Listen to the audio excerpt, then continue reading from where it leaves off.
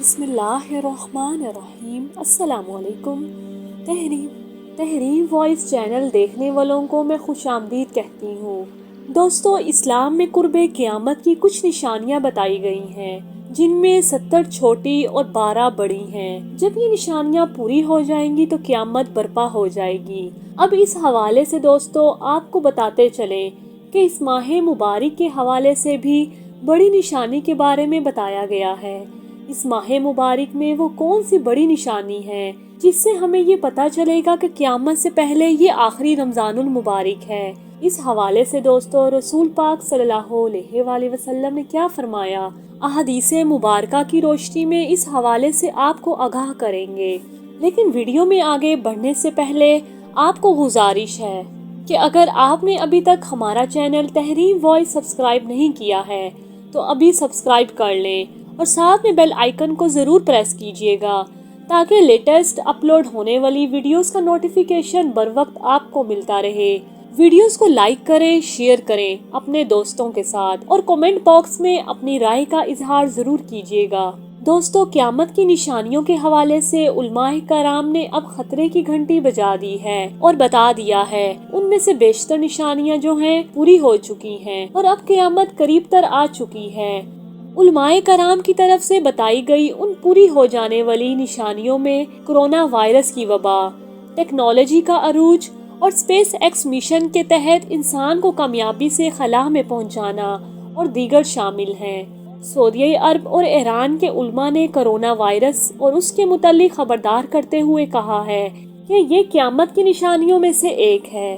صحیح بخاری اور صحیح مسلم کا حوالہ دیتے ہوئے ان علماء کرام کا کہنا ہے کہ قیامت کی نشانیوں میں سے ایک یہ بھی ہے کہ قیامت سے قبل ایک بہت بڑی وبا پھیلے گی اور پوری دنیا کو اپنی لپیٹ میں لے لے گی۔ ممکنہ طور پر کرونا وائرس وہی وبا ہو سکتی ہے۔ صحیح بخاری کی ایک حدیث کے مطابق قربت قیامت کی ایک نشانی یہ بھی ہے کہ اقتدار غلط لوگوں کے ہاتھوں میں دے دیا جائے گا۔ علماء کرام اس نشانی کے متعلق بھی کہتے ہیں کہ آج دنیا بھر کے ممالک کے حکمرانوں کی طرف دیکھیں تو صاف پتہ چلتا ہے کہ یہ نشانی بھی پوری ہو چکی ہے۔ صحیح بخاری میں ایک اور نشانی بھی بتائی گئی ہے کہ قیامت سے پہلے لوگ بلند ترین عمارت بنانے میں ایک دوسرے سے سبقت لے جانے کی کوشش کریں گے۔ آج ہم دیکھتے ہیں کہ وہی دور شروع ہو چکا ہے۔ دنیا بھر میں بلند و بالا عمارتیں کھڑی ہو چکی ہیں اور جس ملک میں سب سے بلند ترین عمارت موجود ہو وہاں کے حکمران اور شہری اسے فخر کا نام دیتے ہیں۔ انہی دیگر نشانیوں کے متعلق علماء کا کہنا ہے کہ وہ پوری ہو چکی ہیں اور اب امام مہدی کا ظہور اور قیامت قریب تر آ چکے ہیں۔ اور دوستو، اب میں آپ کو اس حدیث مبارکہ کی طرف لے چلتی ہوں جو اس ماہ مبارک کے بارے میں فرمائی گئی ہے۔ بتایا گیا ہے کہ قیامت سے پہلے آخری رمضان کی نشانی کیا ہوگی۔ آپ صلی اللہ علیہ وآلہ وسلم نے فرمایا، لوگوں، قیامت سے پہلے ایک رمضان ایسا آئے گا جس میں ایک ایسی شدید آواز آئے گی اور دنیا میں کوئی نہ جان سکے گا کہ وہ آواز کہاں سے آئی ہے۔ آپ صلی اللہ علیہ وآلہ وسلم نے فرمایا، اگر رمضان میں ایسی آواز سنائی دے جس کا کوئی کوچ نہ لگا سکے، جس کا کوچ نہیں لگایا جا سکا، تو پھر آپ سال کا رزق اپنے گھر میں سمیٹ کر رکھ لینا، کیونکہ اس کے بعد آفتیں ٹوٹیں گی۔ حضرت جابر رضی اللہ عنہ فرماتے ہیں کہ میں نے رسول صلی اللہ علیہ وآلہ وسلم کو یہ فرماتے ہوئے سنا کہ میری امت میں ایک جماعت یوم قیامت تک سر بلندی کے ساتھ حق کے لیے لڑتی رہے گی۔ تو دوستو، اس سے معلوم ہوتا ہے کہ مومنین کی ایک ایسی جماعت یوم قیامت تک زندہ رہے گی۔ مگر اس حدیث مبارکہ سے یہ بات پتہ چلتی ہے کہ قیامت سے پہلے مومنین کو موت آ جائے گی اور قیامت کے دن کوئی مومن قیامت کب آئے گی اس بارے میں ٹھیک تاریخ سال تو دور کی بات، اس کے بارے میں اللہ کے سوا کسی کو علم نہیں ہے۔ یہ ایک ایسا راز ہے جو کسی بھی خالق کائنات میں کسی فرشتے یا نبی کو بھی نہیں بتایا۔ جبرائیل امین نے رسول صلی اللہ علیہ وآلہ وسلم سے پوچھا تو ان کو بھی یہی جواب ملا کہ جس سے پوچھا جا رہا ہے وہ سائل سے زیادہ نہیں جانتا۔ قرآن حکیم نے بھی بتایا کہ قیامت کے مقررہ وقت کا علم اللہ تعالیٰ کے سوا کسی کو نہیں، جبکہ سورۃ النازعات میں اللہ تعالیٰ فرماتے ہیں کہ لوگ آپ سے قیامت کے بارے میں پوچھتے ہیں کہ قیامت کب قائم ہوگی، تو اس کے بیان سے آپ کا کیا تعلق؟ اس کا علم صرف اللہ جانتا ہے۔ وہ زمین اور آسمان پر ہونے والا بھاری حادثہ ہوگا، وہ تم پر اچانک آ پڑے گی۔ اسی طرح دوستو، قیامت کے بارے میں جو نبی صلی اللہ علیہ وآلہ وسلم نے نشانیاں بتائی ہیں، صرف اتنا ہی بتایا کہ قیامت کب قائم ہوگی یہ اللہ ہی جانتا ہے، لیکن اس کی علامتیں کہیں زیادہ بتا دی گئی ہیں۔ صحیح مسلم کی حدیث مبارکہ ہے، بے شک اللہ عز و جل ایک ہوا بھیجے گا جو ریشم سے زیادہ نرم ہوگی، بس جس کے دل میں ایک دانہ یا ایک ذرے کے برابر ایمان ہوگا اسے نہیں چھوڑے گی اور اس کی روح قبض کرے گی۔ دوستو، قیامت نہ آئے گی جب تک یہ کیفیت نہ ہو جائے کہ زمین میں اللہ اللہ نہ کہا جائے۔ اور ایک اور جگہ پر فرمایا کہ قیامت ایسے شخص پر نہ آئے گی جو اللہ اللہ کہتا ہو، اور صحیح مسلم میں ہی ہے کہ قیامت نہ آئے گی مگر بدترین لوگوں پر۔ اور دوستو، قیامت کی علامتوں کی بات کی جائے تو سب سے پہلی علامت جو ہے وہ امام مہدی کا ظہور ہے۔ احادیث مبارکہ میں امام مہدی کا ذکر بہت تفصیل سے آیا ہے کہ امام مہدی رحمت اللہ حضرت سیدنا فاطمہ الزہرا رضی اللہ عنہا کی اولاد سے ہوں گے۔ نام محمد اور والد کا نام عبداللہ ہوگا، اور آپ صلی اللہ علیہ وآلہ وسلم سے بہت مشابہت ہوگی۔ پہلے ان کی حکومت عرب میں ہوگی، پھر ساری دنیا میں پھیل جائے گی۔ 7 سال حکومت کریں گے۔ امام مہدی مدینہ منورہ میں پیدا ہوں گے، اور آخری زمانے میں جب مسلمان ہر طرف سے مغلوب ہو جائیں گے اور شام میں بھی عیسائیوں کی حکومت ہو جائے گی اور ہر جگہ کفار کے مظالم بڑھ جائیں گے اور خیبر تک عیسائی پھیل جائیں گے اور اس جگہ تک ان کی حکومت قائم ہو جائے گی اور بچے کچے مسلمان مدینہ پہنچ جائیں گے، تو اس وقت امام مہدی مدینہ میں ہوں گے۔ اسی طرح دوستو، قیامت کی نشانیوں میں سے ایک بڑی نشانی دجال کا خروج ہے، اور حضرت عیسیٰ علیہ السلام کا نزول، اور یاجوج ماجوج کا آنا، سورج کا مغرب سے طلوع ہونا اور ٹھنڈی ہوا کا چلنا، اور تمام مسلمانوں کا وفات پا جانا، حبشوں کی حکومت اور بیت اللہ کا شہید ہونا، اور پھر سور پھونکا جانا اور قیامت کا قائم ہونا۔ قیامت حضرت اسرافیل علیہ السلام کے سور پھونکنے سے برپا ہوگی، جس کی آواز پہلے ہلکی اور پھر اس قدر ہیبت ناک ہوگی جس سے سب جاندار مر جائیں گے، زمین و آسمان پھٹ جائیں گے اور ہر چیز ٹوٹ پھوٹ جائے گی، اور پھر 40 سال بعد حضرت اسرافیل پھر سور پھونکیں گے جس سے سب جمع ہو کر میدان محشر میں جمع ہونا شروع ہو جائیں گے، اور پھر وہاں وہی کامیاب ہوگا جو اللہ اور اس کے رسول کے احکامات پر زندگی گزار کر آیا ہوگا، بس وہی کامیاب ہوں گے۔ تو دوستو، اللہ سے دعا ہے کہ اللہ ہمیں ویسا بنا دے جیسا وہ چاہتا ہے اور جیسا وہ پسند کرتا ہے۔ دوستو، ہماری اللہ سے یہ بھی دعا ہے کہ اللہ ہمارا ایمان پر خاتمہ فرمائے، آمین یا رب العالمین۔ السلام علیکم ورحمۃ اللہ وبرکاتہ۔ دوستو، میں امید کرتی ہوں آپ سب لوگ خیریت سے ہوں گے۔ میری اللہ کریم سے دعا بھی ہے کہ وہ آپ کو سدا عافیت کے سائے میں رکھے۔ میں آپ سب کو اپنے چینل تحریم وائس میں خوش آمدید کہتی ہوں۔ والقلم وما یسطرون، قسم ہے اس کی اور جو وہ لکھتے ہیں۔ والقلم کیا ہے؟ الذی علم بالقلم، وہ جس نے قلم کے ذریعے علم سکھایا۔ قلم کے ساتھ آپ رشتہ جوڑ کر دیکھیے، جب آپ اللہ کے کلام کو لکھتے ہیں آپ کے دل کی کیفیت بدل جاتی ہے۔ کیا آپ جانتے ہیں اللہ تعالیٰ سے محبت کرنے والے جب اللہ تعالیٰ کے کلام کو ٹچ کرتے ہیں تو ان کے دل کی کیفیت بدل جاتی ہے۔ جب کوئی اللہ کے کلام کو لکھتا ہے، لکھتے ہوئے جب اسے پتہ ہے اور کوئی ذمہ داری نہیں، پھر وہ ٹچ کرنے سے ایک تعلق محسوس کرنے لگ جاتا ہے، اور کلام اللہ کو لکھتے لکھتے آہستہ آہستہ اس کا رب سے رشتہ جڑنے لگتا ہے، اسے محبت ہو جاتی ہے کہ لکھتے لکھتے ان کا شوق اتنا بڑھتا ہے کہ دن میں رات میں اٹھتے بیٹھتے اس سے لطف اندوز ہوتے ہیں۔ جو وقت آپ والقلم کے ساتھ گزاریں گے وہ آپ کے دن کا بہترین وقت ہوگا۔ اور اللہ تعالیٰ اس میں آپ کے لیے اتنی برکت ڈال دیں گے کہ آپ کے باقی کام بھی اللہ سمیٹ لے گا، بے شک اس کا وعدہ ہے۔ اور کیا آپ جانتے ہیں کہ علماء کی سیاہی شہیدوں کے خون سے تولی جائے گی اور قرآن کا ہر لفظ لفظ گواہ ہوگا اور آپ کو اس کا اجر ملتا رہے گا۔ قرآن نور ہے، معجزہ ہے، برہان ہے۔ یہ نور ہے، تمہاری قبروں کا نور، تمہاری تنہائی کا ساتھی، غم کے اندھیروں میں روشنی کی کرن۔ یہ ہے آپ کے رب کا پیغام، اس کے بندوں کے نام، آپ کے نام۔ یہ کلام متقیوں کے لیے ہدایت ہے، دل کی رونق، سینوں کا مرہم۔ یہ ایک وعدہ ہے جس میں دونوں جہانوں کی کامیابی ہے۔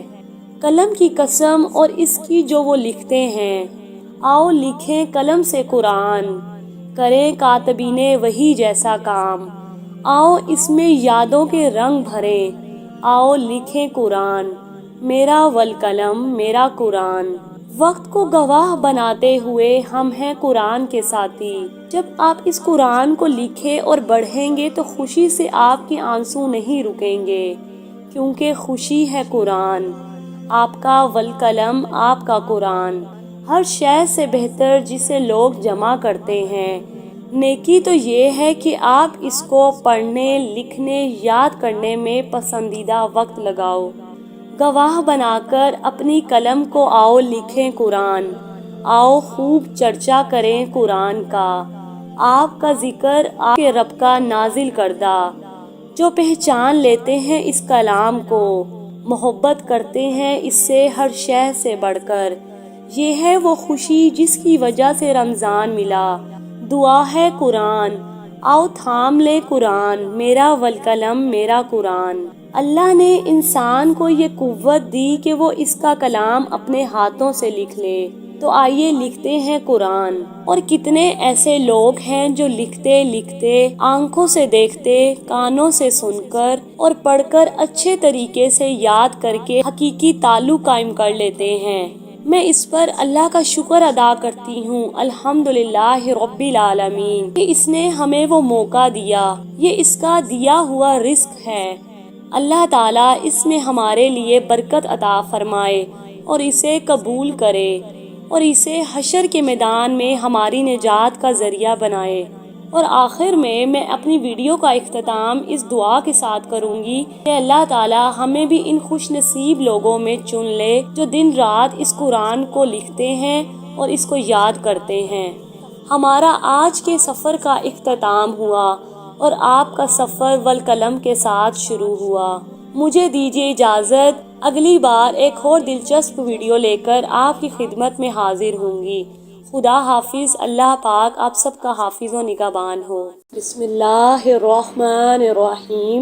محترم ناظرین، تحریم وائس چینل تمام اہل اسلام کا مسنون اور اتھینٹک وظائف کا حامل چینل۔ آج کی اس ویڈیو میں آپ کو خوش آمدید کہتی ہوں، آپ کے لیے دعا گو بھی ہوں کہ اللہ کریم آپ کو حفظ و امان میں رکھے، آمین۔ تو چلیے بڑھتے ہیں آج کی اس ویڈیو کی جانب۔ احادیث میں سورۃ یاسین کے بہت سے فضائل بیان ہوئے ہیں۔ یہ ایک فطری امر ہے کہ ضرورت کے وقت دوسروں کی طرف نظر اٹھ ہی جاتی ہے اور انسان ان سے اپنی حاجت پورا ہونے کی امید لگا لیتا ہے، مگر بعض اوقات دیکھا گیا اور اکثر لوگوں کو تجربہ بھی ہوا ہوگا، حتیٰ کہ خونی رشتہ دار بھی کجا اور اپنے انتہائی قریبی دوست، حتیٰ کہ خونی رشتہ دار بھی ایسے کڑے وقت میں منہ موڑ لیتے ہیں کہ وہ کوئی مدد تعاون تو کیا کریں گے، الٹا تذلیل کرنے لگ جاتے ہیں۔ لیکن ہم مسلمانوں کو اللہ عز و جل نے ایک ایسی دولت اور یقینی سہارے سے نوازا ہے کہ جب کبھی بھی کسی بھی کہیں بھی دنیا اور آخرت کی مالی ہو یا جسمانی غرض کوئی بھی ضرورت آ پڑے تو اسے بروئے کار لاتے ہوئے اپنی ہر ضرورت کو بغیر کسی انسانی مدد اور دستے سوال دراز کرنے ذلت و رسوائی سے بچتے ہوئے اور بلا آسانی پورا کر سکتے ہیں، اور وہ نعمت سورۃ یاسین ہے، یعنی آزمایا ہوا نسخہ۔ سورۃ یاسین کو آپ نے خاص ٹائم پر پڑھنا پڑھنا ہے، سارا دن آسمان سے برکتیں نازل ہوتی رہیں گی۔ آج آپ کو وہ خاص ٹائم بھی بتاؤں گی اور سورۃ یاسین کے فضائل بھی بتاؤں گی۔ اس سورت کے عمل سے آپ کے بے شمار مسائل اللہ کے حکم سے حل ہو جائیں گے۔ دوستو، اگر آپ چاہتے ہیں کہ آپ کو اس ویڈیو کا پورا فائدہ ہو تو اس دلچسپ ویڈیو کو آخر تک ضرور دیکھیے گا۔ ناظرین کرام، رسول اللہ صلی اللہ علیہ وآلہ وسلم نے فرمایا، جو صبح کے وقت یہ سورت پڑھ لے اس میں اس روز بے پناہ طاقت پیدا ہو جاتی ہے۔ سورت یاسین کے بے حد فضائل ہیں جو مختلف احادیث میں جمع کیے گئے ہیں، جو حضور اقدس صلی اللہ علیہ وآلہ وسلم کے بیان کردہ ہیں۔ عطا بن ابی وبا رحمت اللہ کہتے ہیں کہ مجھے حضور اقدس صلی اللہ علیہ وآلہ وسلم یہ ارشاد پہنچا ہے کہ جو شخص سورت یاسین کو شروع دن میں یعنی جیسے ہی فجر کی نماز کے بعد شروع دن میں پڑھے، اس کی تمام دن کی حاجات اللہ کے حکم سے پوری ہو جائیں گی۔ سب سے پہلے تو فجر کی نماز پڑھنے والا انشاءاللہ اللہ کی ذمہ داری میں ہوتا ہے۔ اس کا سارا دن جو بھی وہ گزرے گا وہ اللہ کا فرمان ہے کہ وہ انسان جو فجر کی نماز پڑھتا ہے وہ میرے ذمے میں ہے۔ اور اس کے بعد اگر کوئی شخص سورت یاسین کی تلاوت کر لے تو حضور اقدس صلی اللہ علیہ وآلہ وسلم نے فرمایا ہے کہ اس دن کی تمام حاجات اللہ تعالیٰ پوری فرمائیں گے۔ ناظرین کرام، رسول اللہ صلی اللہ علیہ وآلہ وسلم نے ارشاد فرمایا کہ ہر چیز کے لیے دل ہوتا ہے اور قرآن کا دل سورت یاسین ہے۔ جس شخص نے سورت یاسین کی تلاوت کی تو اللہ تعالیٰ اس کے لیے 10 بار قرآن پڑھنے کا ثواب لکھے گا۔ قرآن مجید میں ایک سورت ہے جو اپنے پڑھنے والے کی سفارش کرتی ہے اور اپنے سننے والے کی بخشش کرتی ہے۔ خوب سن لو، وہ سورت یاسین ہے۔ حضرت ابو ہریرہ رضی اللہ عنہ سے روایت ہے کہ رسول صلی اللہ علیہ وآلہ وسلم نے ارشاد فرمایا کہ بے شک اللہ تعالیٰ نے آسمانوں اور زمین کی پیدائش سے 1000 پہلے سورت طٰہٰ اور سورت یاسین کو پڑھا، یعنی اس کی قرات کو ظاہر کیا اور ان کی تلاوت کے ثواب کو بیان کیا۔ جب فرشتوں نے قرآن سنا تو کہا کہ خوشخبری ہے اس امت کے لیے جس پر یہ قرآن طٰہٰ اور یاسین نازل ہوگا، اور خوش قسمت ہیں وہ زبانیں جو زبانی یاد دے کر اس کی تلاوت کریں گے۔ حضرت ابن عباس رضی اللہ عنہ نے فرمایا کہ میں پسند کرتا ہوں کہ سورت یاسین میری امت کے ہر انسان کے دل میں ہو۔ حضرت یحییٰ بن ابی کثیر سے روایت ہے، فرمایا ہے کہ جس شخص نے صبح کو سورت یاسین کی تلاوت کی تو وہ شام تک خوشی میں رہے گا، اور جس شخص نے شام کو سورت یاسین کی تلاوت کی تو صبح تک خوشی میں رہے گا۔ نبی صلی اللہ علیہ وآلہ وسلم نے فرمایا، جو شخص ہر رات سونے سے پہلے سورۃ یاسین پڑھے گا وہ شہید کی موت مرے گا۔ ایک روایت میں ہے کہ حضور صلی اللہ علیہ وآلہ وسلم نے فرمایا کہ میرا دل چاہتا ہے کہ میرے ہر امتی کے دل میں ہو۔ ایک روایت میں ہے کہ جس نے سورۃ یاسین کو ہر رات میں پڑھا پھر مر گیا اور شہید مرا۔ ایک روایت میں ہے کہ جو شخص سورۃ یاسین کو پڑھتا ہے اس کی مغفرت کی جاتی ہے، اور جو بھوک کی حالت میں پڑھتا ہے وہ سیر ہو جاتا ہے، اور جو راستہ گم ہو جانے کی وجہ سے پڑھتا ہے وہ راستہ پا لیتا ہے، اور جو شخص جانور کے گم ہو جانے کی وجہ سے پڑھتا ہے اور اس کو پا لیتا ہے، اور جو ایسی حالت میں پڑھے کہ کھانا کم ہو جانے کا خوف ہو تو وہ کھانا کافی ہو جاتا ہے، اور جو ایسے شخص کے پاس پڑھے جو نزاع کی حالت میں ہو تو اس پر نزاع میں آسانی ہو جاتی ہے، اور حالت ولادت والی عورت پر پڑھنے سے اس کی ولادت میں سہولت کر دی جاتی ہے۔ اسی طرح جب کسی بادشاہ یا دشمن کا خوف ہو اور اس کے لیے یہ سورت یاسین پڑھے تو وہ خوف جاتا رہتا ہے۔ ایک روایت میں آیا ہے کہ جس نے سورت یاسین اور اس کے بعد والی سورت صفات جمعے کے روز پڑھی اور پھر اللہ سے دعا مانگی تو اس کی دعائیں پوری کی جاتی ہیں۔ اللہ تعالی ہمیں ان باتوں پر عمل کرنے کی توفیق عطا فرمائے اور ساتھ ساتھ سورت یاسین کو شوق کے ساتھ پڑھنے کی توفیق عطا فرمائے، آمین یا رب العالمین۔ امید کرتی ہوں ویڈیو آپ دوستوں کو پسند آئی ہوگی۔ ویڈیو پسند آئے تو لائک اور شیئر ضرور کر دیجیے گا، کیونکہ مخلوق کی خدمت کا جذبہ آپ کی بگڑی بنا سکتا ہے۔ تو مجھے دیجیے اجازت، اگلی بار ایک اور دلچسپ ویڈیو لے کر آپ کی خدمت میں حاضر ہوں گی۔ تب تک کے لیے خدا حافظ۔ اللہ پاک آپ سب کا حافظ و نگہبان ہو۔ بسم اللہ الرحمن الرحیم۔ السلام علیکم۔ نبی اکرم صلی اللہ علیہ وآلہ وسلم نے صحابہ کو سکھایا، جمعے کو نماز عصر کے بعد یہ لفظ پڑھ لو، خدا کی قسم یہ موقع نہ گوا دینا، آپ کا نصیب اور تقدیر ایک دن میں بدل جائے گی۔ سچا واقعہ سنو۔ تحریم وائس کے معزز خواتین و حضرات، امید ہے آپ خیریت سے ہوں گے، اور ہماری دعا بھی ہے کہ اللہ کریم آپ کو سدا عافیت کے سائے میں رکھے۔ پیارے دوستو، اللہ تعالیٰ نے اپنی قدرت سے ساری کائنات پیدا فرمائی اور ان میں سے بعض کو بعض پر فوقیت دی، 7 دن بنائے اور جمعے کے دن کو دیگر ایام پر فوقیت دی۔ جمعے کے فضائل میں یہ بات خاص طور پر قابل ذکر ہے کہ ہفتے کے تمام ایام میں صرف جمعے کے نام سے ہی قرآن کریم میں سورہ نازل ہوئی ہے، جس کی رہتی دنیا تک تلاوت ہوتی رہے گی انشاءاللہ۔ دین اسلام میں جمعۃ المبارک کو ایک خاص عظمت، اہمیت اور فضیلت حاصل ہے۔ جمعے کا دن انتہائی عظیم الشان، پرسعادت، مقدس اور بابرکت دن ہے۔ حضور اکرم صلی اللہ علیہ وآلہ وسلم نے جمعے کے دن کو عید کا دن اور تمام دنوں کا سردار دن قرار دیا ہے۔ جمعۃ المبارک وہ مقدس دن ہے جسے تمام ایام پر فضیلت بخشی گئی ہے۔ قرآن و حدیث کے حوالے سے جمعۃ المبارک ایک انتہائی مقدس اور مبارک دن ہے۔ قرآن پاک میں اس کے نام سے ایک مستقل سورہ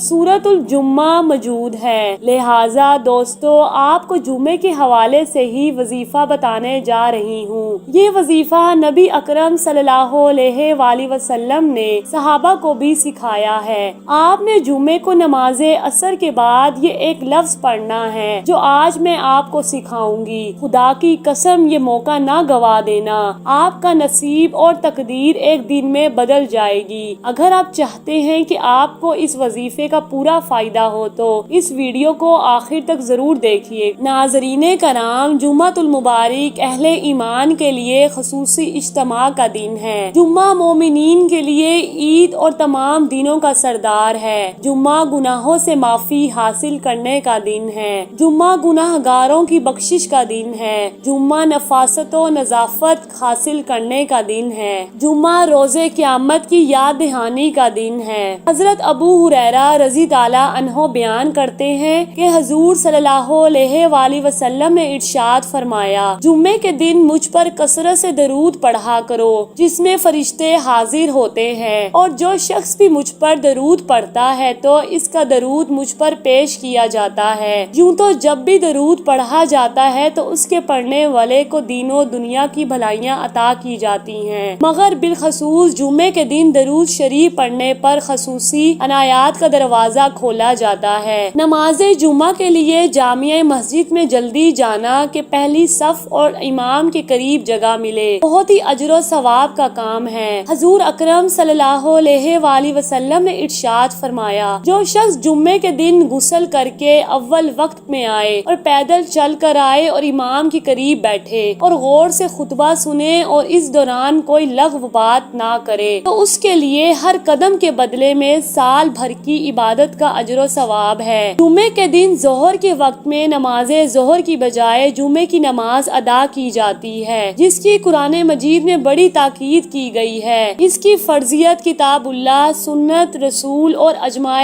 امت سے ثابت ہے۔ اللہ تعالیٰ ارشاد فرماتا ہے، اے ایمان والو، جب جمعے کے دن اذان دی جائے تو اللہ کے ذکر نماز جمعہ کی طرف جلدی آؤ اور ہر قسم کی خرید و فروخت فوراً چھوڑ دو، یہ تمہارے لیے بہت بہتر ہے اگر تم جانتے ہو۔ بل جمعے کے دن مسواک کرنا، صاف ستھرے کپڑے پہننا، بالوں میں تیل لگانا اور خوشبو وغیرہ کا استعمال سنت ہے۔ اللہ کے حبیب صلی اللہ علیہ وآلہ وسلم نے ارشاد فرمایا، جو شخص جمعے کے دن لوگوں کی گردنوں پر سے لانگ کر گیا گویا اس نے جہنم کی طرف پل بنایا۔ اسی کے ساتھ ساتھ دوستو، آپ کو اس وظیفے کی طرف لے چل، آپ نے ہا میم لا ینصرون، اس کو آپ نے جمعے کے دن مغرب کی نماز سے پہلے اور عصر کی نماز کے بعد 515 مرتبہ پڑھنا ہے۔ انشاءاللہ جمعے کے دی برکت سے اور ان الفاظ سے اللہ تعالیٰ اپنا بہت زیادہ ان پر فضل و کرم کریں گے۔ یہ موقع کبھی نہ گوائیں۔ رسول रसूल सल्लल्लाहु अलैहि वआलिहि वसल्लम ने जुम्मा के दिन का ज़िक्र किया और फरमाया, इसमें एक घड़ी ऐसी है जिसमें कोई मुसलमान नमाज पढ़े और अल्लाह ताला से कुछ मांगे तो अल्लाह ताला इसको अनायत फरमा देता है। और हाथ के इशारे से आपने वाजिया फरमाया कि वो सात मुख्तसर सी है। रसूल सल्लल्लाहु अलैहि वआलिहि वसल्लम ने इरशाद फरमाया, वो घड़ी खुतबा शुरू होने से लेकर नमाज के खत्म होने तक का दरमियानी वक्त है। रसूल सल्लल्लाहु अलैहि वआलिहि वसल्लम ने इरशाद फरमाया, जुम्मे के दिन एक घड़ी ऐसी होती है, बंदा जो मांगता है अल्लाह इसको जरूर अता, और वो घड़ी असर के बाद दूसरा गुरूब आफ्ताब से कुछ वक्त कब अल्लाह ताला हम सबको जुम्मे के दिन दरूद पाक पढ़ने और ये लफ्ज हाम मीम ला यन सुन पढ़ने और जुम्मे की बरकत जानने की तौफीक अता फरमाए। आमीन या रब्बल आलमीन। बिस्मिल्लाहिर्रहमानिर्रहीम। अस्सलामु अलैकुम वरहमतुल्लाहि वबरकातुहू। मुअज़्ज़िज़ ख़वातीनो हज़रात, अल्लाह करीम आपको सदा आफियत के साए में रखे। मैं आप सबको अपने चैनल तहरीम वॉइस में खुशामदीद कहती हूँ। नाज़रीने गरामी, सैयदा फ़ातिमा-तुज़-ज़हरा रज़ी ताला अन्हा के पर्दा करने के बाद मौला अली ने इनकी वसीयत के मुताबिक दूसरी शादी की। हसन हुसैन अलैहिस्सलाम ज़ैनब अभी छोटे थे। आपने सैयदना अकील को रिश्ता देखने के लिए कहा तो कलबीसी बनु कलाब के कबीले का इंतखाब हुआ। सैयदना अली रज़ी ताला अन्हा की ख्वाहिश थी कि कोई ऐसी खातून हो जो शजाअत, सखावत और एसार की खसूसियात से मालो माल हो। बनु कलाब की खातून फातिमा बिनते हज़म के घर रिश्ता भेजा तो सरदार हज़म अपनी बीवी के पास गए और पूछा कि सैयदना अली रज़ी ताला अन्हा की बेटी फातिमा रज़ी ताला अन्हो के लिए रिश्ता आया है। क्या आपने अपनी बेटी की ऐसी तरबियत की है जो नबी सल्लल्लाहु अलैहि वसल्लम के खानदान में ब्याही जा सके? रिश्ता कबूल होता है तो फातिमा बिनते हज़म रज़ी ताला अन्हो सैयदना उम्मे बनीन सैयदना अली रज़ी ताला अन्हा के घर जाती हैं तो सैयदना हसन हुसैन अलैहिस्सलाम और फातिमा रज़ी ताला अन्हा को गले लगा लेती हैं। सैयदना अली रज़ी ताला अन्हो से दरख्वास्त करती हैं कि इन बच्चों के सामने आप मुझे कभी फातिमा मत कहिएगा, इन्हें इससे इनकी माँ याद आ जाएगी। मैं इस घर में इनकी माँ बनकर नहीं आई बल्कि कनीज बनकर आई हूँ। मेरा ये मुकाम नहीं कि इनकी माँ की जगह ले सकूं। इसके बाद आपने इन्हें बेटा नहीं कहा बल्कि हमेशा मौला कहती रही। इनके 4 बेटे हुए, इसलिए इन्हें उम्मुल बनीन भी कहते, मतलब बेटों की माँ। अपने बेटों को हमेशा हसन हुसैन अलैहिस्सलाम अली की सिर्फ अतात का हुक्म दिया और अदब सिखाया और कहा जो वो कहें बस हुक्म बजा लाना है, बहस नहीं करनी। ये अहले बैत हैं, हम इनके नौकर हैं। 4 बेटों में अब्बास इब्ने अली रज़ी ताला अन्हो, अब्दुल्ला इब्ने अली रज़ी ताला अन्हो, जाफर इब्ने अली रज़ी ताला अन्हो और उस्मान इब्ने अली रज़ी ताला अन्हो थे। सैयदना अब्बास अलैहिस्सलाम लश्कर हुसैन अलैहिस्सलाम के सिपा सलार भी रहे। शुजाअत में ये एक मुकाम रखते थे, दोनों हाथ से तलवार चलाते थे। जंगे सफैन में सैयदना अली रज़ी ताला अन्हा ने इनको भेजा तो मोहम्मद बिन हनीफा कहते कि मौला आप सिर्फ अब्बास को क्यों आगे भेजते हैं? तो सैयदना अब्बास अलैहिस्सलाम कहने लगे, हसन हुसैन अलैहिस्सलाम मेरे अब्बा की आंखें हैं और मैंने इनका बाजू, और बाजू हमेशा आंखों की हिफाजत करते हैं। हालांकि उम्र में हसनो हुसैन अलैहिस्सलाम से छोटे थे। मतलब है कि ये सवाल भी नहीं बनता कि माँ की तरबियत हर मुकाम पर झलकती थी। दोस्तों, वाक़े करबला में जब एक एक करके लश्कर हुसैन अलैहिस्सलाम के सिपाही शहीद होते गए तो सैयदना अब्बास अलैहिस्सलाम ने मौला हुसैन अलैहिस्सलाम से दरख्वास्त की कि मुझे जाने दें। तो सैयदना हुसैन अलैहिस्सलाम उनसे तलवारें ले लेते हैं कि बस अब्बास तुम पानी ले आओ। आप पानी लेने जाते हैं तो यजीदी लश्कर उन पर हमला कर देता है। दोनों बाजू काट दिए जाते हैं। वही जिन्होंने हुसैन अलैहिस्सलाम की हिफाजत करनी थी, घुटनों में तीर लगता है। हुसैन अलैहिस्सलाम आली मकाम की आंखें भर आती हैं। सैयदना अब्बास अलैहिस्सलाम मौला हुसैन अलैहिस्सलाम से दरख्वास्त करते हैं कि मेरे घुटने से तीर निकाल दें और कहते हैं कि मौला मेरी वालदा से कह दीजिएगा कि अब्बास अलैहिस्सलाम के दोनों बाजू नहीं थे, اس لیے صرف آپ کو تیر نکالنے کا کہا۔ یہ وہ ادب تھا، وہ اطاعت جو سیدہ ام البنین کی تربیت تھی، جنہوں نے ساری زندگی نبی صلی اللہ علیہ وآلہ وسلم کے اس گھرانے کی کنیز بن کر گزار دی۔ آپ کے چاروں بیٹے اس جنگ میں شہید ہو گئے۔ علی رضی تعالیٰ عنہ کے 5 بیٹوں نے اس میں جام شہادت نوش کیا، جس میں 4 سیدہ ام البنین کے فرزندان تھے، جو لشکر حسین علیہ السلام کا نہ صرف حصہ بنے بلکہ امام علی مقام پر اپنی جان تک قربان کر دی اور ساری عمر کبھی زبان پر کوئی سوال نہ لائے۔ سیدنا ام البنین کو جب بیٹوں کی شہادت کی خبر ملی تو کہا، عباس علیہ السلام شہید ہوا، جعفر شہید ہوا، عثمان شہید ہوا، عبداللہ بھی شہید ہو گیا۔ فرمانے لگی، سب چھوڑے میرے مولا حسین علیہ السلام کا بتا دیں۔ تو بتایا کہ وہ بھی شہید ہو گئے۔ تو کہنے لگی، کیا میرے بیٹے بعد میں شہید ہوئے مولا حسین علیہ السلام سے؟ تو بتایا کہ نہیں، وہ پہلے شہید ہوئے اور مولا کی حفاظت کے لیے خوب لڑے۔ تو شکر ادا کیا کہ انہوں نے بے شک حق ادا کر دیا۔ یہ وہ ماں تھی جو اہل بیت کے مقام کو سمجھتی تھیں، جس نے اپنے سارے بیٹوں کو ساری عمر صرف اطاعت سکھائی اور ادب سکھایا، خود کو اس گھر کی کنیز بنایا۔ حسن حسین علیہ السلام کو بیٹا نہیں، ہمیشہ مولا کہا۔ دوستو، خدا ہم سب کو اہل بیت کا مقام سمجھنے اور اس ادب و اطاعت کی ہدایت فرمائے جو سیدہ ام البنین نے اپنی اولاد کو سکھایا، آمین۔ امید کرتی ہوں دوستو اور بہنوں، آپ کو ہماری آج کی یہ ویڈیو ضرور پسند آئی ہوگی۔ ابھی ہی اس ویڈیو کو دوسروں تک ضرور شیئر کیجیے گا۔ ہمارے چینل کو اسی طرح دیکھتے رہیں۔ ہم پھر حاضر ہوں گے ایک نئے ٹاپک کے ساتھ۔ اپنا بہت سارا خیال رکھیے گا۔ السلام علیکم ورحمۃ اللہ وبرکاتہ۔ السلام علیکم ورحمۃ اللہ وبرکاتہ۔ آئیے ہم سب مل کر تلبیہ کے یہ کلمات دہراتے ہیں۔ لبیک اللہم لبیک، لبیک لا شریک لک لبیک، ان الحمد والنعمت لک والملک لا شریک لک، لبیک اللہم لبیک، لبیک لا شریک لک لبیک، ان الحمد والنعمت لک والملک لا شریک لک۔ التلبیہ، تلبیہ بلند آواز سے لبیک اللہم لبیک پکارنے کو کہتے ہیں۔ عمرہ یا حج کا احرام باندھنے کے بعد تلبیہ کہنے کا حکم ہے۔ حضرت ام سلمہ رضی تعالیٰ عنہا کہتی ہیں کہ میں نے رسول صلی اللہ علیہ وآلہ وسلم کو فرماتے ہوئے سنا ہے کہ اے محمد صلی اللہ علیہ وآلہ وسلم کے گھر والوں، تم میں سے جو شخص حج کرے اسے تلبیہ پکارنا چاہیے۔ اسے احمد اور ابن حبان نے روایت کیا ہے۔ تلبیہ کہنے کی فضیلت، حضرت سہل روایت کرتے ہیں کہ رسول صلی اللہ علیہ وآلہ وسلم نے فرمایا، جب تلبیہ کہنے والا تلبیہ کہتا ہے تو اس کے دائیں اور بائیں اور زمین کے آخری کناروں تک تمام پتھر، درخت اور کنکر بھی لبیک پکارتے ہیں، یعنی کہ وہ بھی اس تسبیح میں شریک ہوتے ہیں۔ یہ الگ بات ہے کہ ہم اس کو سنتے نہیں ہیں، جیسے قرآن مجید میں آتا ہے نا، سبح للہ ما فی السماوات و ما فی الارض، کہ زمین و آسمان کی ہر چیز اللہ کے لیے تسبیح کر رہی ہے۔ اور اس طرح جب کوئی تلبیہ پکارتا ہے تو یہ زمین کی ہر اشیاء تلبیہ میں بھی شریک ہوتی ہیں اور پھر اس کا ثواب اسے ملتا ہے۔ تلبیہ کے مسنون اذکار یہ ہیں۔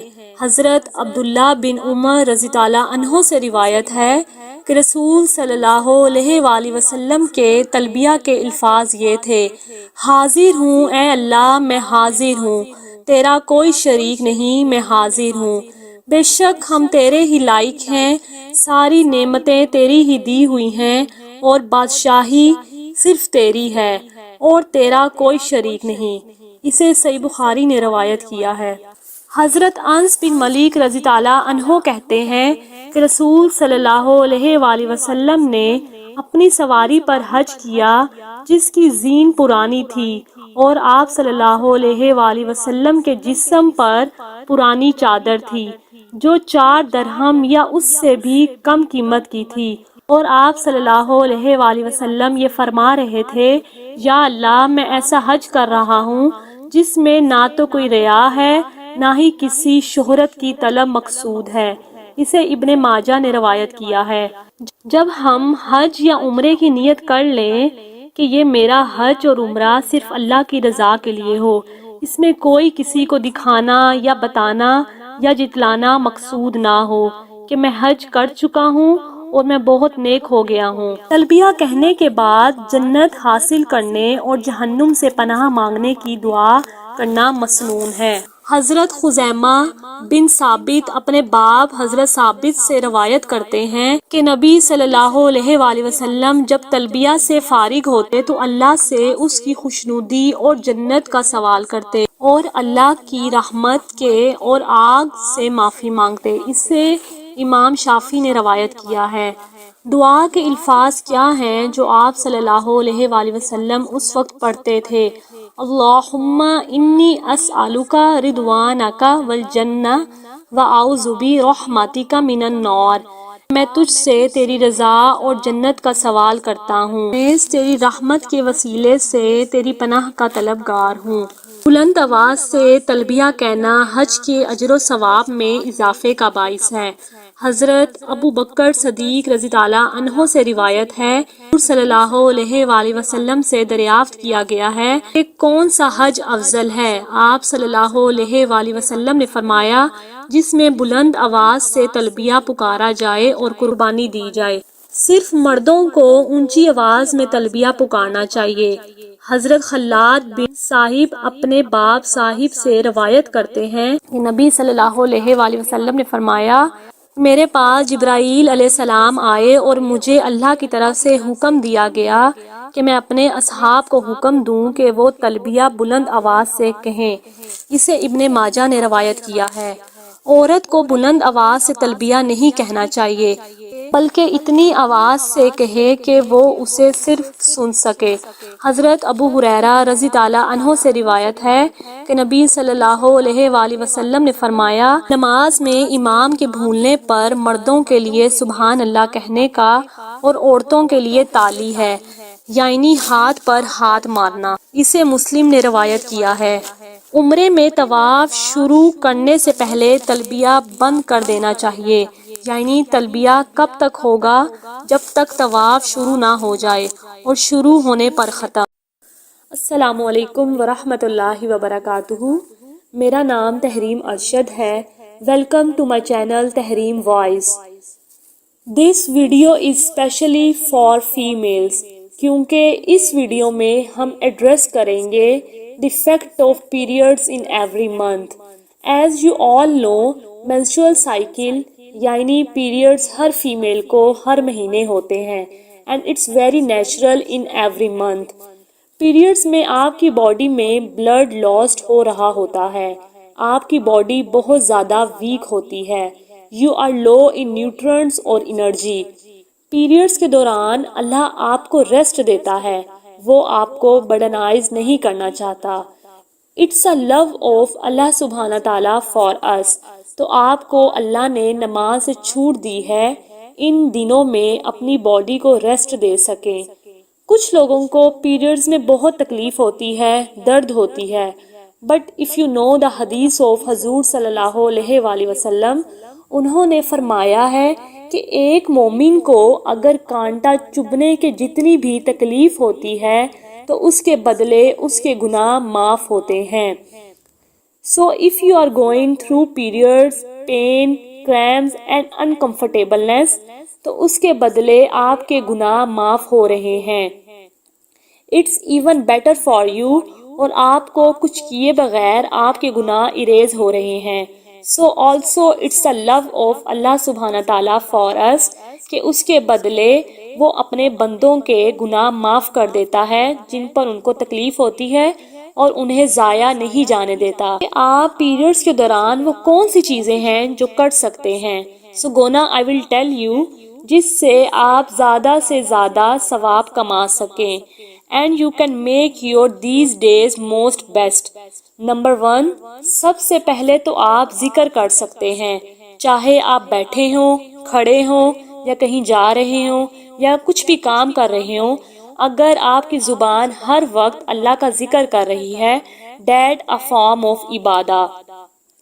آپ جو بیسک تسبیح ہیں انہیں پڑھ سکتے ہیں دن میں۔ So you can set the goal for yourself کہ مجھے دن میں یہ چیزیں پڑھنی ہیں اور یہ میرے دن کا گول ہے۔ And the and of the day, اب اتنا میں ذکر کر چکا ہوں۔ And other thing that you can do to utilize your time is to listen the Islamic lectures۔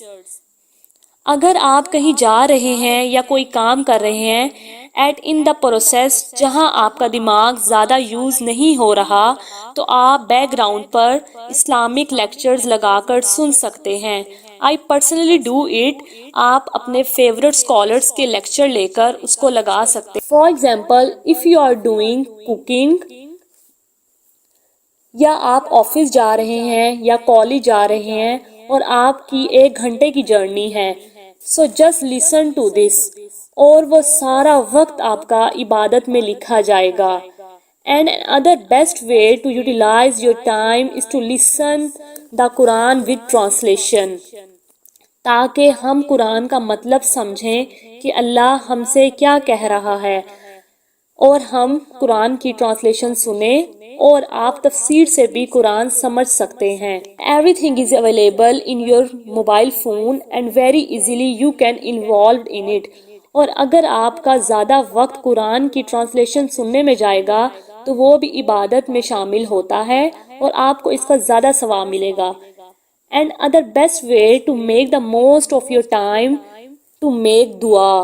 آپ صلی اللہ علیہ وآلہ وسلم نے فرمایا ہے کہ دعا بہترین عبادت ہے۔ تو اگر آپ اللہ سے دعا کر رہے ہیں اپنی فیملی کے لیے، اپنے دوستوں کے لیے، اس امت کے لیے، تو وہ آپ عبادت کر رہے ہیں۔ اور سب سے بہترین بات دعا کی یہ ہے کہ دعا مانگنے کے لیے کوئی کمپلشن نہیں ہے۔ آپ رات کو اگر بیڈ پر ہوتے ہیں یا آپ کہیں بھی ہیں تو آپ اللہ سے دعا مانگ سکتے ہیں، کیونکہ اللہ تعالیٰ السمیع ہے، وہ ہر وقت اپنے بندے کو سنتا ہے، وہ دعاؤں کو قبول کرتا ہے۔ کھڑے ہوں یا کہیں جا رہے ہوں تو آپ ایزیلی دعا مانگ سکتے ہیں۔ نمبر 4، آپ قرآن وربلی ریسائٹ کر سکتے ہیں۔ اگر آپ کو کچھ سورت آتی ہیں تو آپ ان سورتوں کو پڑھیں۔ فار ایگزامپل قرآن کے لاسٹ 10 سوراز ہیں، وہ تو سب کو آتی ہیں، تو آپ ان کو پڑھ سکتے ہیں اور آپ کو اس پڑھنے کا ثواب ملے گا، بیکاز اٹ انکلوڈیڈ ان عبادہ، کیونکہ آپ مصحف نہیں چھو سکتے۔ When you are in periods that is counted in your Ubadah, Islamic books پڑھ سکتی ہیں، اپنا ٹائم وہاں یوٹیلائز کر سکتی ہیں، کیونکہ بہت سی کتابیں ہیں جو آپ کو اور دین کے بارے میں زیادہ نالج دیں گی۔ You are in periods and want to gain the happiness of Allah subhanahu wa ta'ala is to do صدقہ۔ آپ زیادہ سے زیادہ صدقہ کریں، ڈورنگ پیریڈز اچھا کھائیں، make sure your body is healthy, بہت زیادہ اپنی باڈی کو ہائیڈریٹ کیجئے اور اللہ کی عبادت کیجئے، اینڈ انشاءاللہ اللہ آپ کو بہت بہترین اس کا ثواب دے گا۔ اگر آپ کے پاس کوئی ٹپس اینڈ ٹرکس ہیں your these days good, please comment section میں کومنٹ کر کے بتائیے، اور اس سے انشاءاللہ سب کو بہت فائدہ ہوگا، and it will be صدقہ جاریہ۔ See you with my next video. Make sure to subscribe my channel. بسم اللہ الرحمن الرحیم۔ السلام علیکم ورحمۃ اللہ وبرکاتہ۔ خواتین و حضرات، میں آپ سب کو اپنے چینل تحریم وائس میں خوش آمدید کہتی ہوں۔ امید ہے آپ سب لوگ خیریت سے ہوں گے، اور ہماری دعا بھی ہے کہ اللہ کریم آپ کو سدا عافیت کے سائے میں رکھے۔ پیارے دوستو، ذوالحجہ کے دنوں میں اللہ تقدیر کے فیصلوں کے ذریعے، جزا اور سزا کے ذریعے سے اپنے بندوں کے درمیان فیصلے کرتا ہے، اور اپنے لطف و کرم سے چشم بصیرت کو کھول دیتا ہے۔ ان کے دل اپنی معرفت، محبت اور اپنی طرف جھکاؤ کے لیے کھول دیتا ہے، اپنے بندوں کے لیے رحمت کے اور طرح طرح کے رزق کے دروازے کھول دیتا ہے، انہیں وہ اسباب مہیا کرتا ہے جن سے انہیں دنیا اور آخرت کی بھلائی نصیب ہو جاتی ہے۔ اسی مناسبت سے آج کی ویڈیو میں 3, 4 اور 5 ذی الحج کا عمل آپ کو بتاؤں گی۔ یہ عمل زندگی کے تمام مشکلات کے لیے مشکل کشا عمل ہے۔ دوستو، اللہ سب سے بڑا ہے۔ وہ اپنی ہر صفت میں بلند شان اور عظمت والا ہے۔ وہ عظمت اور شان کی صفات سے منصف ہے۔ وہ ہر چیز سے بڑا، عظیم اور جلیل ہے۔ اس کے اولیاء کے دل اس کی عظمت کے احساس سے بھرپور ہیں، لہٰذا اس کی کبریائی، عز و انکسار کا اظہار کرتے ہوئے ذی الحج کے ایام میں یہ عمل کریں۔ اللہ پاک نے ذی الحج کے مہینے میں بہت سے وعدے کیے ہیں، اور خوش قسمت انسان وہ ہے جو اللہ کے وعدوں پر یقین کرے۔ انسان جب یہ اعمال کر کے اللہ کے آگے ہاتھ پھیلاتا ہے تو اللہ پاک اسے عطا کرتے ہیں۔ ذو الحجہ کے ان ایام میں 3 اسم اعظم کو مخصوص طریقے سے پڑھنا ہے۔ ان کو پڑھتے ہی ہر دعا قبول ہو جاتی ہے، اور اللہ تعالیٰ کے ان ناموں کے اور بھی بہت سے فوائد ہیں جو آج میں آپ کو تفصیل سے بتاؤں گی۔ اگر آپ چاہتے ہیں آپ کو اس ویڈیو کا پورا فائدہ ہو تو اس ویڈیو کو آخر تک ضرور دیکھیے گا تاکہ آپ کی بہتر رہنمائی ہو سکے۔ دوستو، ہم تمام وظیفے انسانیت کی فلاح کے لیے اپلوڈ کرتے ہیں، تو اگر ابھی تک آپ نے ہمارا چینل سبسکرائب نہیں کیا ہوا تو سب سے پہلے ہمارا چینل ضرور سبسکرائب کر دیجیے اور ساتھ ہی لگے بیل بٹن کو بھی پریس کر لیں، آپ کو ہماری اپلوڈ ہونے والی مزید اسلامک ویڈیوز کا معلوماتی نوٹیفیکیشن ملتا رہے۔ ناظرین اکرام، حج میں اللہ تعالیٰ نے بڑی برکات رکھی ہے۔ اللہ تعالیٰ بندے کی بھلائی چاہتا ہے اور تمام انسانیت کی رہنمائی کرتا ہے۔ اللہ تعالیٰ کی رہنمائی سے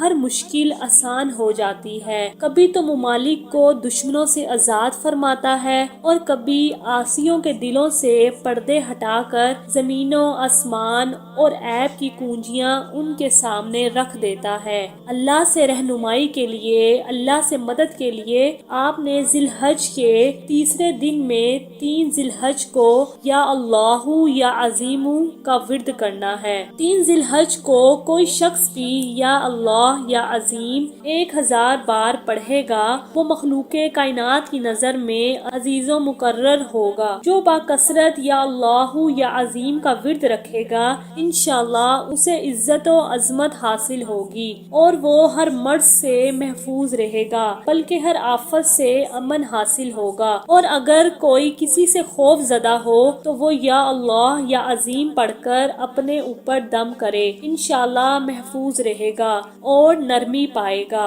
اور جو شخص یا اللہ یا عظیم کو 7 مرتبہ پڑھ کر پانی پہ دم کر کے پی لے گا تو انشاءاللہ اس کے پیٹ میں درد نہ ہوگا۔ یا اللہ یا عظیم کا عمل آپ نے 3 ذی الحج کو ہی کرنا ہے۔ اللہ تعالیٰ کے اس اسم اعظم میں آپ بہت کچھ فائدہ حاصل کر سکتے ہیں۔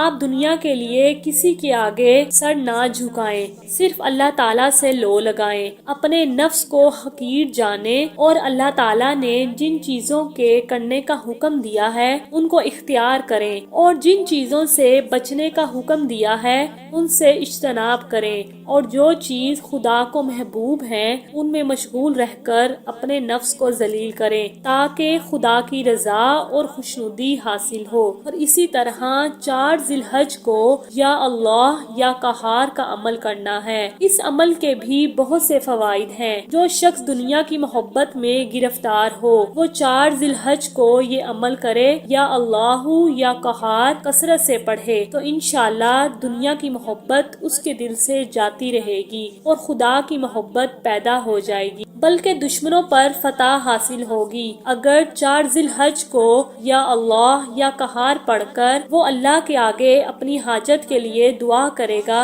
تو انشاءاللہ اللہ تعالیٰ اسے غنی فرما دے گا، اللہ تعالیٰ اسے امن و امان میں رکھے گا اور دشمن پر غالب ہوگا، حاکم مہربان ہوگا اور خوف دل سے جاتا رہے گا، مشکل حل ہوں گی، بلکہ دشمن کو مغلوب کرنے کے لیے 4 ذی الحج کو فجر کی سنت اور فرضوں کے درمیان 100 مرتبہ پڑھنا بہت مفید ہے۔ اسی طرح دوستو 5 ذی الحج کو آپ نے یا اللہ یا فتح کا عمل کرنا ہے۔ 5 ذی الحج کو یا اللہ یا فتح کا ورد کریں تو فتح اور کشادگی حاصل ہو جائے گی۔ آپ نے صرف 500 مرتبہ یا اللہ یا فتح کا عمل 5 ذی الحج کو کرنا ہے۔ انشاءاللہ اس کا دل نور ایمان سے منور ہو جائے گا اور قلب میں طہارت پیدا ہو جائے گی اور دل باغ اور منور ہو جائے گا اور حق کے راستے کا حجاب آپ سے ہٹا دیا جائے گا اور انشاءاللہ تمام امور میں آسانی اور رزق میں برکت عطا کی جائے گی، بلکہ اس عمل سے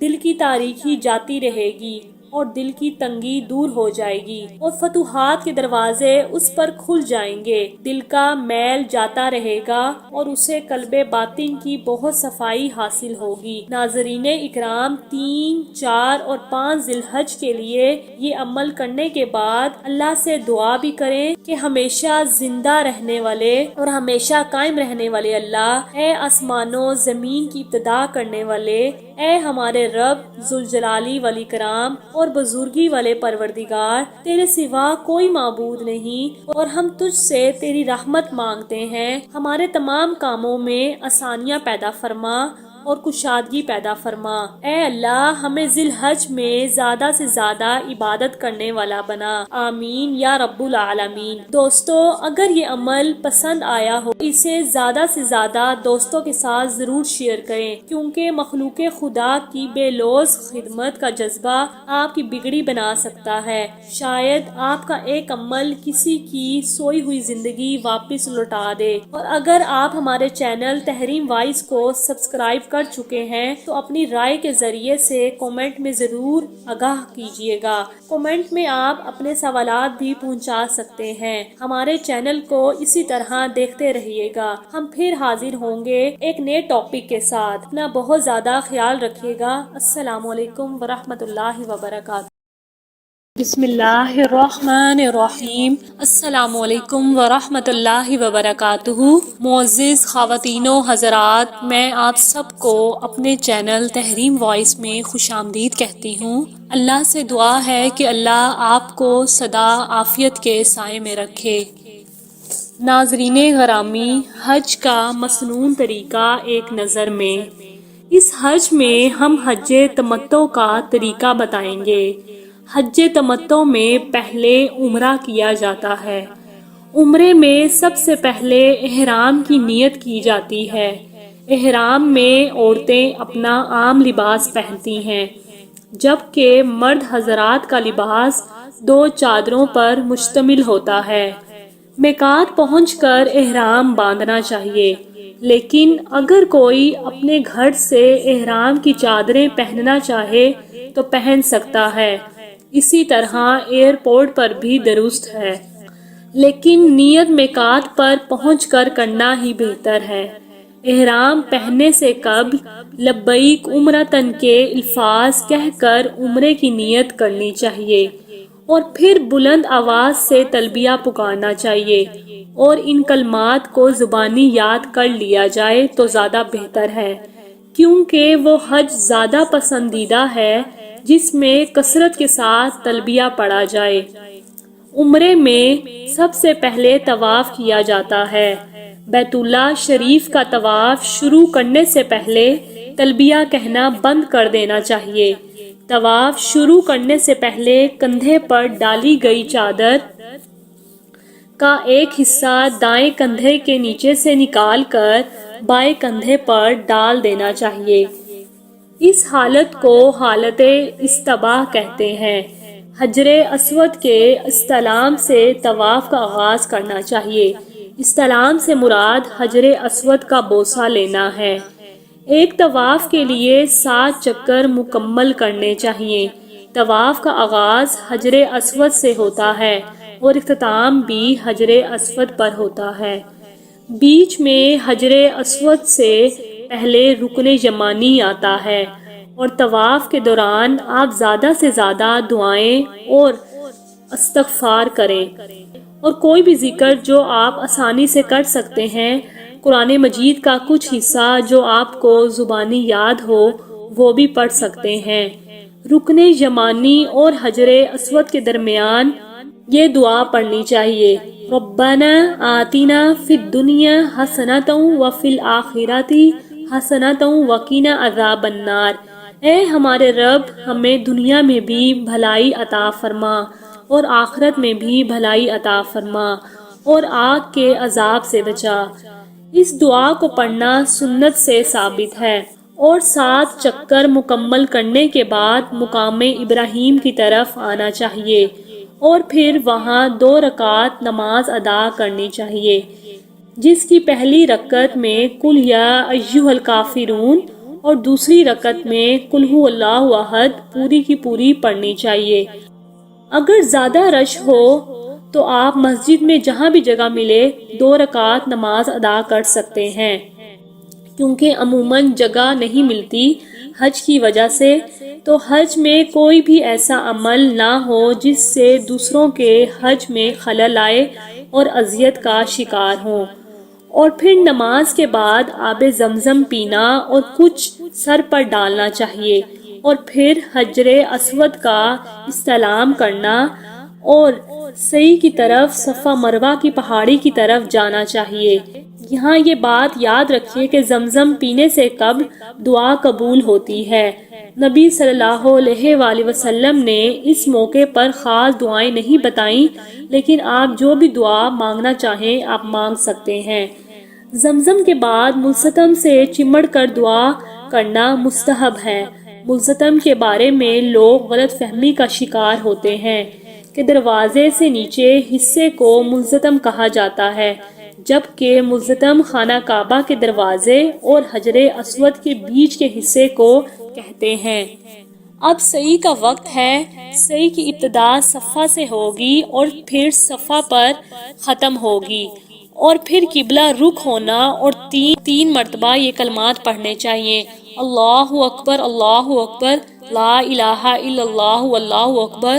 اور صفا اور مروہ کے درمیان دیگر دعائیں بھی کی جا سکتی ہیں۔ سب ستونوں کے درمیان مردوں کو تیز تیز چلنا چاہیے اور عورتوں کو بھی اپنی عام رفتار رکھنی چاہیے، یعنی عورتوں کا تیز دوڑنا درست نہیں۔ سعی میں صفا سے مروہ تک 1 چکر ہوتا ہے اور پھر مروہ سے صفا تک دوسرا چکر، اور اسی طرح صفا سے مروہ تک 1 چکر شمار کر کے 7 چکر شمار کرنا ضروری ہے۔ یہاں پہنچ کر مردوں کو سارے بال کٹوانا یا پھر سر منڈوانا چاہیے اور خواتین کو 1 یا 2 پور بال کٹوانے چاہیے۔ پھر احرام کی چادریں اتار کر عام لباس پہنا جا سکتا ہے۔ الحمدللہ عمرہ مکمل ہوا۔ اس کے بعد حج میں حجاج اپنے قیام گاہ سے 8 ذی الحج کو یوم تربیہ کہلاتا ہے احرام باندھیں گے۔ یہاں احرام باندھنے سے قبل لبیک حجن کہہ کر حج کی نیت کرنی چاہیے۔ احرام باندھنے کے بعد بلند آواز سے تلبیہ کہنا اور ایک بار یہ الفاظ ادا کرنے چاہیے، اللہم حجۃ لا ریاء فیہا ولا سمعہ۔ اے اللہ، میرے اس حج میں نہ دکھاوا مقصود ہے نہ شہرت مطلوب ہے، یعنی میں یہ حج تیری رضا کے لیے کر رہا ہوں، اس لیے نہیں کہ کسی کی نگاہوں میں نیک بنوں یا حاجی کہلایا جاؤں۔ 8 ذی الحج کو ظہر کی نماز سے پہلے مینا پہنچنا مسنون ہے۔ راستے میں کثرت کے ساتھ تلبیہ پڑھنا چاہیے۔ مینا میں ظہر، عصر، مغرب اور عشاء اور اگلے دن فجر کی یعنی 5 نمازیں قبل اپنے اپنے وقت پر ادا کرنی چاہیے۔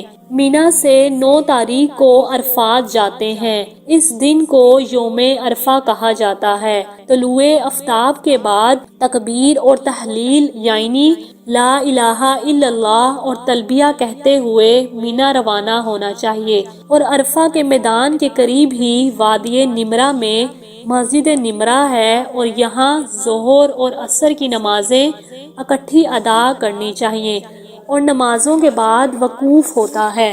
جبل رحمت کے دامن میں یا جہاں بھی کہیں آپ کو جگہ میسر ہو اس میدان میں ان میں وقوف کرنا چاہیے، اور وقوف کرتے ہوئے کھڑا ہونا یعنی کہ قبلہ رخ ہو کر مسنون دعائیں اور ذکر کرنا بہتر ہے، لیکن یہاں پر گپ شپ نہیں، یہ درست نہیں۔ دعاؤں کے درمیان میں تکبیر اور تحلیل اور تکبیر کہنا چاہیے، خصوصی طور پر لا الہ الا اللہ پڑھنا چاہیے۔ غروب آفتاب کے بعد نماز مغرب ادا کیے بغیر یعنی اذان ہو جاتی ہے لیکن یہاں نماز نہیں پڑھی جاتی تو سکون و وقار کے ساتھ مزدلفہ روانہ ہونا چاہیے۔ مزدلفہ پہنچ کر مغرب اور عشاء کی نمازیں ادا کرنی چاہیے۔ رات کو سونے میں کوئی ممانعت نہیں، نبی صلی اللہ علیہ وآلہ وسلم اس رات میں سوئے تھے۔ 10 ذی الحج کی نماز فجر معمول کے وقت سے تھوڑی دیر پہلے ادا کرنی چاہیے۔ وقوف مزدلفہ کے بعد مینا روانہ ہونے سے پہلے جمرہ اور عقبہ کی رمی کے لیے 7 کنکریاں چننا مستحب ہے۔ جمرہ اور عقبہ عام زبان میں انہیں شیطان کہتے ہیں۔ ان کی رمی کے لیے یعنی ان کو پتھر مارنے کے لیے بڑے پتھر نہیں بلکہ چنے کے دانے کے برابر کچھ بڑے پتھر یہاں سے ہی لے جانے چاہیے۔ نماز فجر باجماعت ادا کر لینے کے بعد مشعر حرام یعنی پہاڑ کے درمیان یا جہاں بھی جگہ ملے قبلہ رخ ہو کر ہاتھ اٹھا کر سورج طلوع ہونے سے قبل خوب روشنی پھیلنے تک تکبیر اور تحلیل کرنی چاہیے، توبہ اور استغفار اور دیگر دعائیں مانگنی چاہیے، یعنی کہ مزدلفہ میں نماز فجر کے بعد کھڑے ہو کر کافی دیر خوب دعائیں مانگنی چاہیے اور اس کے بعد مینا کی روانگی ہونی چاہیے اور اس کے بعد مینا کی طرف روانگی ہوگی۔ طلوع آفتاب سے قبل مینا روانہ ہونا چاہیے۔ راستے میں وادی محصر سے گزرنا چاہیے۔ وادی محصر وہ جگہ ہے جہاں ابراہ کا لشکر تباہ ہوا تھا۔ مینا پہنچ کر طلوع آفتاب کے بعد جمرہ اور عقبہ کی رمی کرنی چاہیے۔ رمی سے قبل تلبیہ کہنا بند کر دینا چاہیے۔ کنکریاں مارنا مسنون ہے۔ جمرہ اور عقبہ کے بعد قربانی کرنا اور اس سے کچھ حصہ پکا لینا چاہیے اگر ممکن ہو تو۔ پھر بال کٹوانا، قربانی کے بعد بال کٹوانا اور احرام کی چادریں اتار کر عام لباس پہنا جا سکتا ہے، اور اس کے بعد طواف زیارت۔ وقوف عرفہ حج کا اہم رکن ہے اور دوسرا طواف زیارہ ہے، اور پھر مکہ کی طرف روانگی ہوگی اور پھر مینا سے مکہ کی طرف طواف حفاظہ کرنا، زمزم پینا اور پانی کا کچھ حصہ اپنے اوپر بہا لینا چاہیے۔ صفا اور مروہ کی سعی کرنی چاہیے اور مکہ سے مینا واپس آ جانا چاہیے اور پھر مینا میں ہی قیام کرنا چاہیے اور زمزم پینا چاہیے اور پھر کچھ حصہ اپنے اوپر بہا لینا چاہیے۔ صفا اور مروہ کی سعی کرنی چاہیے اور مکہ سے مینا واپس آ جانا چاہیے اور پھر ایام تشریق کے دن مینا میں ہی بسر کرنے چاہیے، اور اگر آسانی ہو تو مینا سے مکہ آ کر طواف کیا جائے کیونکہ ایک طواف کرنے کا ثواب ایک غلام آزاد کرنے کے برابر ہے، اور پھر ایام تشریق 11، 12، 13 ذی الحج مینا میں ہی گزارنی چاہیے۔ جمرہ اولا، جمرہ وسط اور جمرہ عقبہ کی بے ترتیبی رمی کرنی چاہیے اور 12 ذی الحج کو مینا سے واپس آنا چاہیے تو غروب آفتاب سے قبل مینا سے نکلنا چاہیے۔ اگر 13 ذی الحج کی رات کا قیام مقصود ہے پھر آپ 13 ذی الحج کے بعد رمی کر کے واپس آ سکتے ہیں۔ اللہ تعالیٰ آپ کا حج مبرور اور آپ کی عبادات کو قبول فرمائے۔